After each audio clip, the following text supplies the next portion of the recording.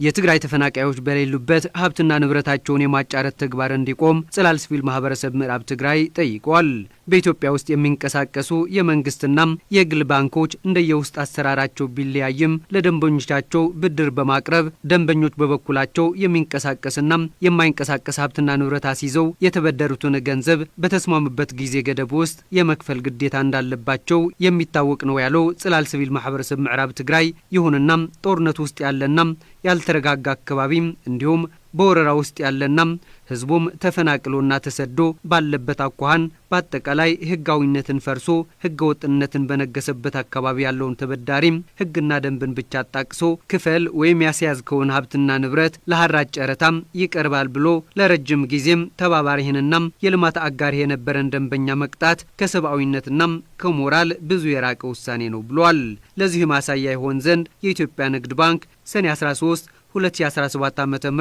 በምዕራብ ትግራይ ዞን ሰቲት ሁመራ የሚገኙ 6 መኖሪያ ቤቶችና 3 የንግድ ቤቶች ለማጫረት ያወጣውን የሐራጅ ሽያጭ ጨረታ ማህበራችን የወጣው ጨረታ የአካባቢው ተጨባጭ ሁኔታ ያላገናዘበም እንዲሁም ህጋዊ አሰራርን ያልተከተለም በሞራልም በህግም ተቀባይነት የሌለው ተግባር እንደሆነ በመጥቀስ በአስቸኳይ እንዲቆም ሰኔ 16 2017 ዓ.ም ለኢትዮጵያ ንግድ ባንክ በጻፍነው የቅሬታ ደብዳቤም አሳውቀን ነበር ያለው ጽላል ሲቪል ማህበረሰብ ምዕራብ ትግራይ ጉዳዩ ወደሚመለከተው አካል ተልከዋል ከማለት ውጭ እስካሁን የተሰጠን አጥጋዊ መልስ ሆነ መፍትሄም የለምም ብሏል። ይህ በእንዲህ እንዳለም በቅርቡም ከ63 በላይ የሰቲት ሁመራም ተፈናቃይ ባለሀብቶች የተበደራችሁትን ገንዘብ በአንድ ወር ጊዜ ውስጥ ካልመለሳችሁም ሀብት ንብረታችሁ ለሐራጅ ጨረታ ይቀርባል ተብለው ከኢትዮጵያ ንግድ ባንክ፣ አንበሳ ኢንተርናሽናል ባንክና ወጋገን ባንክ ማስጠንቀቂያ እንደደረሳቸው ወደ ማህበራችን ጽህፈት ቤት በአካል መጥተው አሳውቀውናል ያለው ማህበሩ በላከው ደብዳቤም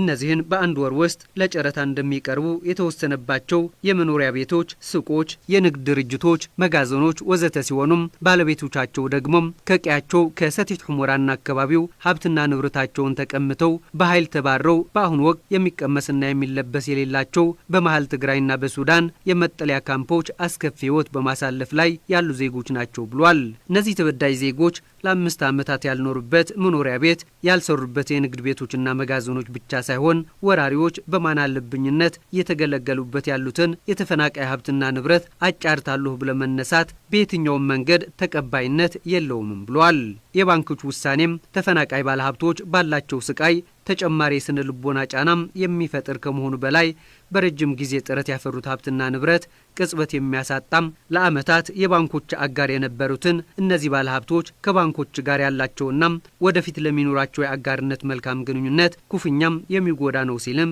በደብዳቤው አመላክቷል። በተጨማሪም ነገ ህዝባችን ወደ ቀዬው ሲመለስ መሰል ውሳኔዎች በህግም በሞራልም ተቀባይነትና ተፈጻሚነት ስለማይኖራቸው ንብረቶቹን የሚገዙ አካላት ለኪሳራ ከመዳረግ ውጪም ቅንጣት ጥቅም አይኖረውም ብለዋል። በመሆኑም የኢትዮጵያ ንግድ ባንክ፣ አንበሳ ኢንተርናሽናል ባንክ፣ ወጋገን ባንክና ሌሎች ባንኮች ህግና ደንብን ብቻ መሰረት በማድረግ ሳይሆን ባለሀብቶቹ አሁን ያሉበት ሁኔታም የአካባቢውን ተጨባጭ ሁኔታና ዘላቂ ሰላምን በሚያመጣ አኳኋን እንዲሁም በቀጣይ ከነዚህ ደንበኞች ጋር የሚኖረውን የስራ ትብብር ታሳቢ ያደረገም ዘላቂ መፍትሄ ሊበጅላቸው ይገባል ሲልም ጠይቋል። ከሁሉም በላይ የሁኔታው ልዩ ክስተት ታሳቢ በማድረግ ባንኮች ከባለሀብቶች ጋር ተቀራሩ በመመካከር ልዩ ስርዓትና አሰራር በማበጀት ችግራቸውን ሊቀርፍላቸው ይገባል ሲልም አስረድቷል። በመጨረሻም ሁሉም ባንኮች የምዕራብ ትግራይ ተፈናቃይ ህዝባችን የሁኔታዎቹ ልዩ ክስተት በማጤን ያቀረብናቸውን ምክር ሀሳቦች ከየባንኮቻችሁ